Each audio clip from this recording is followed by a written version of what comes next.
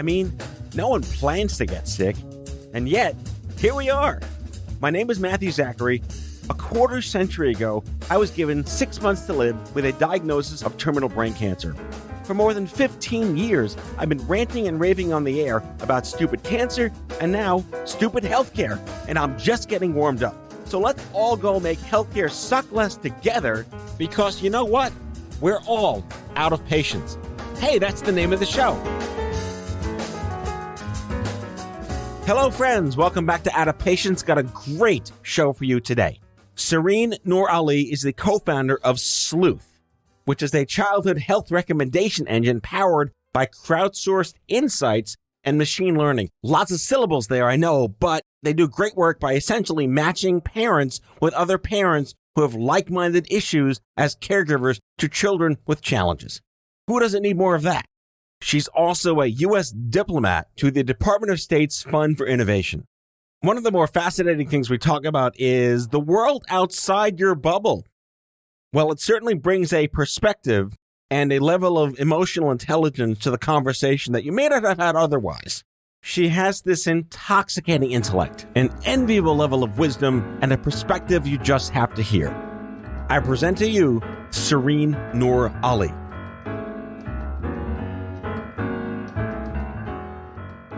Sehreen, welcome to Out of Patience. Thank you. It's good to see you, and I mean, see you, you're here. I'm actually here in the flesh. You've been surprised, like I've had people come in and say, I haven't seen another human being in 18 months, and they're coming on the show. I know, it does feel kind of weird. It feels fantastic, though, to just be the guy. They chose to come here. They trust me. Totally. Yeah. It's a lot of pressure on you, though. I mean, as of this taping, I am now Omicron-free. There you go. This is the first show I think I've taped since I had to deal with having had Omicron. This show is going to probably air in March or April. We're taping this at the end of January. I had it, and it was like a cold. Wasn't that bad for me? You should get a sticker that says, I had it. I had it. Thank you so much for reaching out. And epic props to Effie Parks, who's also on my show, for introducing us. I am just fascinated by your backstory, but we were talking... I have so many questions for you. You're an astonishingly well-accomplished global citizen. I'll start with that. Oh, that's so nice of you. I hope what's on paper meets the reality. Yeah. I'm holding you accountable. I got check boxes here. Yes, exactly. But I think what really sets a lot of people apart that we tend to lose sight of is having a sense of that there's a world outside America. Yeah. Talk about that. I grew up with it. My dad worked in international development, and I used to tell my mom that I think I always wanted to be an entrepreneur. And I used to tell my mom that if we charged $1 for every person that came home for dinner, we would have been millionaires by the end of my childhood. Because we were fortunate to have so many different types of people come over. And it was like literally every week. It wasn't like dinner parties for 50 people every week. I know how to host with my eyes closed. I remember when I was in college and my roommate, we were talking about dinner parties, and she's like, oh, my parents are having a dinner party. And I was like, oh, that's nice. And she mentioned that 4 people are coming over. I was like, you can't call it a dinner party if 4 people come over. I was like, our dinner parties are like 100. Yeah, that doesn't qualify. Yeah, right. Wait, did they get so professionally intuitive at dinner parties where you didn't need measuring cups? No, my mom never cooked with measuring cups. Right. That's a real sign. My friend growing up, Italian family on Staten Island, no measuring cups. Yeah. Old school, like Napolitan from Italy. Like they just knew, like, oh, it's this much sauce, this much tomatoes, this much. Who needs measuring cups? It's amazing. And you know it's going to turn out fine. It's going to be great every time. Yeah. It's such an intuitive way to think about just being the family. Yeah. I think I grew up with a sense of people and community. Right. I think that is defined so much of everything that I do. And fortunately, the people that we did have in community came from so many different parts of the world. So that when I graduated college, I knew I wanted to work internationally. In fact, this is the part of my career that is the most uninternational. What part? Being on the show right now? My listenership is like 95% American. I only know New York citizens. No, I'm joking. No, I'm working on a startup that's focused on the U.S., when I thought I was going to have a career internationally. And I love it. It's just I never would have predicted it. You're betraying the United Nations, you know. Clearly. I prefer the bureaucracy of creating a tech startup over the bureaucracy of the United Nations. I'm going to agree with that one. Yeah. For sure. So your upbringing, I want to go back to that. Like to know that there's a world outside America, to know that there are other countries, that different cultures are that different. Right. To get an appreciation for that. Right. I mean, I think the fact that I do come from an immigrant family, also lent itself to my worldview. And I look very brown. I'm South Asian, but I also happen to have parents that are from two totally different countries, right? So like my mom is from a South Asian diaspora, but she grew up in Tanzania. That doesn't make a lot of sense to people when I explain it to them, because people look like, oh, you look Indian, you look Pakistani. And my dad was Pakistani. So that's like a surface level thing you understand. But when you're one generation removed from the country of heritage that people attribute to you, it's very different. It's just like if you compared me to someone that grew up in India or Pakistan, we're different because you're formed by the country you live in. So my mom's family was formed by living in Tanzania and East Africa for multiple generations. And so there was constant negotiation of cultures in my house. So I want to do a comparative analysis on like my fourth generation of hyper-Jewish people from Eastern Europe where you were set up for marriage. You had to do these things. You did what your father's job was. Right. But guilt and food kind of ran the culture. Is there similarities there? I've always said that Pakistani culture and Jewish culture is very similar. Yeah. My friend Ritesh Patel was on the show. He's an Indian American. And we just jived over the fact that like, this is how we do it because you do it and you do it because we do it. There's nothing different. Yeah. Yeah, completely. And there's bigger these weddings, threads. perhaps. Bigger weddings. Oh, yeah, we have huge weddings. Yeah.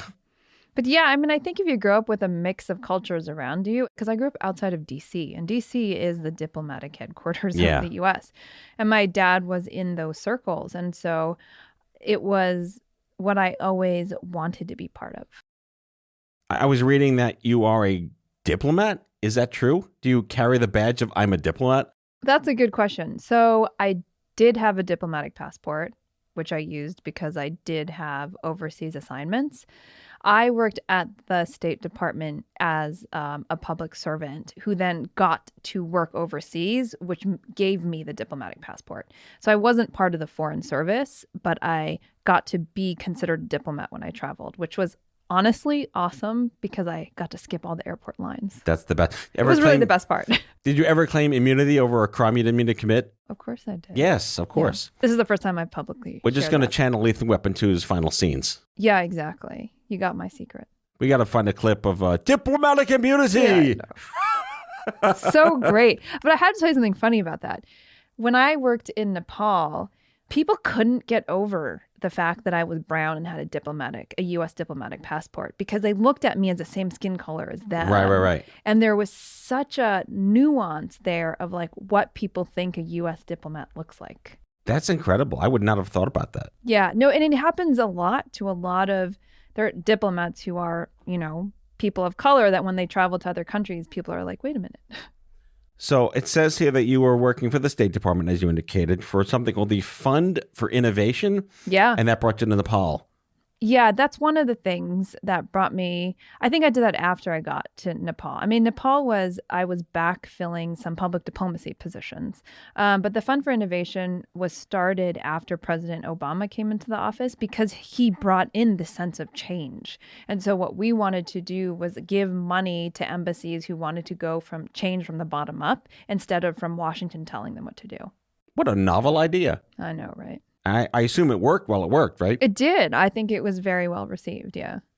So in stalking you, in prep for this epic in-person meeting, one of the little quips that showed up about something someone said of you that was very nice was that you have high organizational EQ. I've not heard those words in succession before. I kind of think I know what it means, but EQ is also another fascinating thing that we've kind of gotten woke to in the last. It's not just IQ, it's EQ. Yeah. Now there's like something like SQ, like your spiritual. No, there's not. Yeah, I know. No. I think a little part of me died. I mean, you could probably put any letter before the word Q and decide it's something that it is and then or isn't. Just brand market. And just that's it. Go whole hog with a startup on it. Yeah, I'm sure we'll see that as long as it's in the metaverse. So, dear Mark Zuckerberg, we're all doomed. The robot apocalypse is upon us. So how do you define EQ? I do define it as emotional intelligence.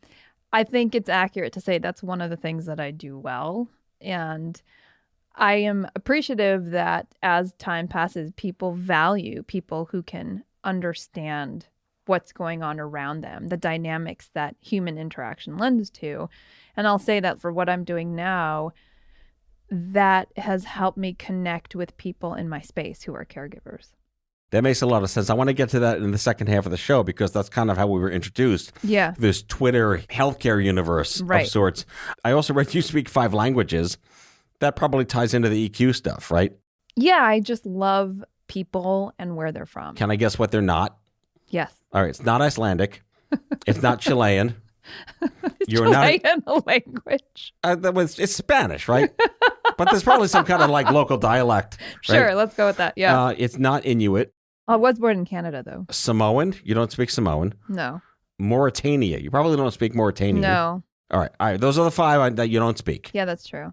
Besides English. Besides English. Well. Farsi, right? I know Farsi's one. Yeah. Arabic, Urdu / Hindi. They're very similar. And French. Fully fluent or just? No, I've studied all of them. And because I'm not in practice, I lost a lot of it, unfortunately. If you don't use it, you lose it. Yeah, that's exactly. I'd like to think that if I were dropped in a country that spoke one of those languages, it would come back to me. But, the likelihood of me going to like Iran or Afghanistan at this point in my life for long periods of time is probably pretty low. I mean, it informs you as a global citizen how to do business differently, how to appreciate communication differently, how to negotiate differently. You've done all this. Yeah, I think that is the very transferable skill to what I'm doing now. I mean, I can see, for example, that I can relate to a lot of different types of people. Like I can relate to different types of backgrounds and cultures. And I think it just gives you a set of questions to ask and not assume that you understand what the background is. It makes you actually realize that everyone comes to something with something unique and different, and they want to tell their own story. Do you have any success stories or nightmare stories about working with a higher EQ and perhaps interacting with people who don't have that? I mean, I live in New York. Isn't that like everywhere? Yes, the cabbies. No, I'm going to go on a little defending New York for a moment. No, I love New York too. That yes. No one wants to pay you any mind or make eye contact, but if you fall, we'll come get you. We'll help you up. I if you agree. nearly get hit by a cab, we'll go beat the shit out of the cab driver. Yeah. Like we will defend you to the end of days if something bad happens to you in front of us. Yeah, and I will defend New York with you. I think that the relationships that you develop in New York are actually very genuine. Like you and I will probably find a way to like help each other in our business. And so people would say, oh, that's transactional. And I was like, no, that's actually authentic because you and I are both saying that our business is important to us and we respect each other. And I think that New York gets a bad rap for that. It also goes into the whole like do well and do good at the same time. Yeah. That's a very entrepreneurial but socially prudent way to think about like justice and impact and revenue. Agree. It's a good use of capitalism from a philosophical perspective. Yeah, totally. I agree with you. Right. Me versus we. Me versus we. Yeah, we're both in the we business. We are in the we business. Well, we're going to get to that right after the break. Sounds good.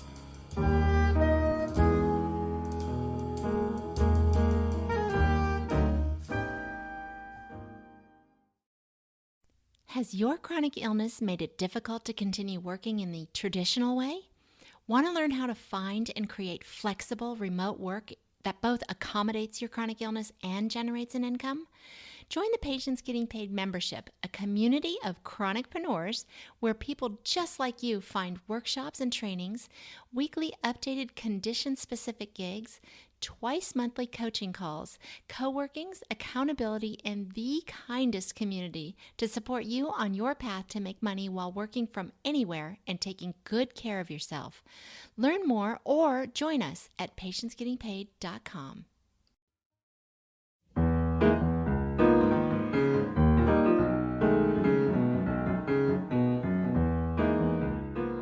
I want to start by how I lead the show intro, which is that no one asked to get sick, but here we are. And no one wakes up one day, I can't wait to be fucked up by the healthcare system and deal with caregiving and all this crap. Did you have any sort of like just mic drop moment where like, fuck, I'm here now? That is a great question. Yes. And I thought it was when my daughter was 18 months and we knew something was going on. But actually, it happened this past summer when we got much worse news. And that was a huge shock that like, oh, yeah, we've arrived. And I think the reason it happened this time so much more was because we were hospitalized for so long. And once you start living in the hospital system, you see things that you can't unsee. Yeah. I mean, the metaphor I always use, no matter where I go, no matter who I talk to, is that healthcare, not sick care, healthcare is kind of like a store you never expected to have to shop in. So there's no pre-research you do in Right. anticipation of going into the store. Yeah, that's and true. once you're there, there's no greeter. You don't know what's on any aisle. You don't know what the price is of anything on any aisle. And you don't know if someone's going to pay for the thing that has no price on any aisle. Right. I have friends that work for major insurance companies who basically build the rules with the actuarial tables and the cost benefit analysis, and their kid gets sick or they get sick, and they're like, this system is fucked up. Like, you built the system. Yeah. No one escapes unscathed. It's so interesting because I had a conversation with a doctor yesterday who's a pediatrician who said the same thing about their child. Mm-hmm. And I hear that, and I'm sure you hear that all the time. It's like when a doctor's family member gets ill, that's when they realize how deeply broken it is. It's really easy to say if only people understood what I was going through, but is that really fair? Because we don't want them to know what we're going through. Yeah. We'd prefer that they don't know what we're going through. Agreed.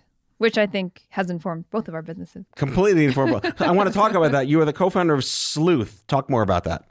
Yeah. Sleuth is directly inspired by what we went through with my daughter, which is it was difficult to get answers. And I had to leave my job to get answers about how to get her what she needed. And so Sleuth is a parent-powered platform and GPS for children's health. And we crowdsource a parent's journey, and we make that data and insight available to parents of similar children because we believe en masse caregiver expertise is highly accurate and helpful to people who are newer to the same journey. I'd love to know if, like, at perhaps a certain sense of scale, where the patterns lie in common threads across disease states, ethnic backgrounds, socioeconomic determinants, locations, zip codes. Yeah, it's a great question. I fortunately have a co-founder, Alex Leeds, who's a data scientist. And we're about to embark on the next phase of Sleuth, which is a research project across multiple children's conditions. We only need 100 of a certain type of condition to see the strong patterns. That's a base sample size? Yeah. 100? It's not a lot. Wow. It's incredible. It's incredible how the data science works in this. It makes sense, I'm sure, with your own medical journey, right? If you met 100 or 99 different people that had a similar kind of symptom set as you and diagnostic, that's actually enough to see really powerful patterns. Reminds me of my agency days when, this is a true story, Pepsi was not my client, but I heard stories that when they launched, was it Crystal Pepsi? Remember Clear Pepsi? I remember that. They determined, huge market mistake by Pepsi, but apparently they made the decision to launch a clear version of Pepsi on a focus group of like 12 teenagers. Assuming that was the right sample right. to determine, we're going to make a clear version of Pepsi. 12 people? It's something like... Who okayed that? I don't know. Sample sizes are kind of what they need to be at the moment in time, perhaps. So do you have 100 people yet? No, we don't. We have a couple of thousand people that have inputted on our platform directly. And now we're going to go out and make a massive kind of paid effort to get people to share their journeys with us. So what's the approach in the startup world these days of acquisition? It's a good question. Our approach right now for acquisition is influencer marketing and paid search primarily. And in the space of caregiving, it's kind of very exciting because it is largely untapped. Have you found of the folks you have recruited that they're very invested in being a part of something that can help other people like them? Yeah, I think anyone who's a patient or a caregiver is very invested. I think where we are right now is making sure we can continue that relationship. So we're a lean team. It's the two of us, but we just closed a round of funding, which you understand. I do understand. Very monumentous. And so now that we do that, we can build up our team a little bit and really work on the engagement aspect because people are looking to make meaning of what they've been through. And that is so powerful. With this episode of my show sponsored by Sweat Equity. Right, exactly. Do you have any aspiration as a caregiver now, kind of drafted into the universe of a pattern you'd like to see? Like everyone's fucked and confused. We know that already. That's not data. Yeah. But any one particular thing, like where they may trust a source more than others. I get it. Okay. I want them to trust themselves and each other. And I think it already happens. Like Facebook diagnostic groups, parents are constantly going there and sharing information. I never have to sell this to a parent. They inherently understand. My doctor friends always tell me, I went to the Facebook group to get answers. I want to see the sense of, I know something and I'm valued for it, because the constant that I see on the other side is caregivers are constantly put down and are invisible. And that drives me batty because they are doing such hard work and have such critical insight into healthcare. Well, again, it comes down to like when you are drafted into this space, it becomes a hedge maze. Mm-hmm. And you don't know what direction to look, and maybe you find something on Google, which is, maybe you find a nonprofit, which is probably pretty interesting if the right nonprofit organization. But this emergence, this like massive tidal emergence of peer-to-peer data, do you believe that is the future, or is that tantamount to quality of care? I think it's here. I think that it hasn't been organized because there's still people in power who like to think that there's some crazy minority of caregivers who are going to say you should drink Windex to cure eczema. And it's so short-sighted. I mean, if you want me to be totally honest, I don't get it. So if you're asking me if it's the future, I think it's the right now. All right. As a founder, how the hell did you get Sleuth? It seems like someone would have had it already. Someone has sleuth.com. We have hellosleuth.com. See the workarounds. So we did the workaround. And it was a hard thing because it was so hard for us to find a name. We were Visible Health as a placeholder, which I really neither of us liked. But Sleuth means a family of bears. Is it really? Yeah. And so it had the double meaning that it just felt like so appropriate. Like a flock of seagulls, but a sleuth of bears? Yeah, because it went to the mama bear, papa bear thing. I see. Very Goldilocks of you. Oh, thank you. Except I don't have a Goldilocks, but yes. Fair enough. So this kind of goes back to like, what is advocacy? It's very self-determined in terms of where you live in the space and what happened to you. The way I think about it 26 years later for me with cancer is very different than the way I thought about it when I first learned what the hell the word meant. Yeah. Do you have a sense of what that means to you? I have a very strong sense of what it means to me. I worry that it might not be the way that other people think I should do it. Mm-hmm. And I'm leaning more into what my version is, which is it really is to build Sleuth. It really is to create a for-profit company and make it easier for parents to find out what their kids need, to guide them to the treatments, the specialists, the resources, and the information that they need. And I think I've been scared for so long about the for-profit thing. The metaphor I would use then is like, once you're done shopping in the shit happens store, you want to help other people figure out what to do once they get there? Yeah. Yeah, I want to be the shopper's guide. When you are trying to sell something to investors, one of the most powerful things you can prove is that you're buying someone time. Mm-hmm. Right? And I think that about Sleuth, which is I really want to do that because I have lost hundreds of thousands of dollars in salary being a caregiver, and it's a salary that I need to do my caregiving. Right? If we can quantify how much time someone saves by using Sleuth, that is something that I feel is a almost mission-driven goal because moms and dads have zero time. In general. When things are going well. Exactly. I mean, atypical parenting means, a lack of sleep. It means there's no time or peace. Right. And I want to figure out a way that people can have more time and peace. Sehreen Noor Ali is the co-founder of Sleuth. You are so many other things, but I really want to lean into the fact that you speak 5 languages, sort of. Sort of, yes. 2 really well, 3 kind of sort of. Right. You were a digital diplomat. Yes. For the U.S. Department of State. You could probably kill a man 7 ways from Sunday with some good Army training. I don't want to learn that firsthand. And my high EQ, don't forget. And your EQ is so far off the charts, DEFCON ain't got nothing on you. There you go. Thank you so much. I'm so happy to meet you. This has been a great show. Thank you for having me. That's all for now.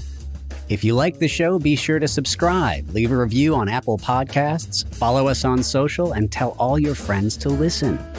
Tell us what you'd like Matthew to cover in his next episode by leaving a message for us at 855-AUDIO-66, and we might just use it in a future show. Out of Patients is a product of OffScrip Health. We are a healthcare engagement company built for patients and caregivers by patients and caregivers. Our executive producers are Matthew Zachary and Andrew McDowell. Our senior producer is Betsy Shepard. Our host is Matthew Zachary. It is recorded, mixed, and edited by Betsy Shepard. For advertising and media inquiries, email media@offscrip.com. That's media@offscrip.com. For more information, visit offscrip.com.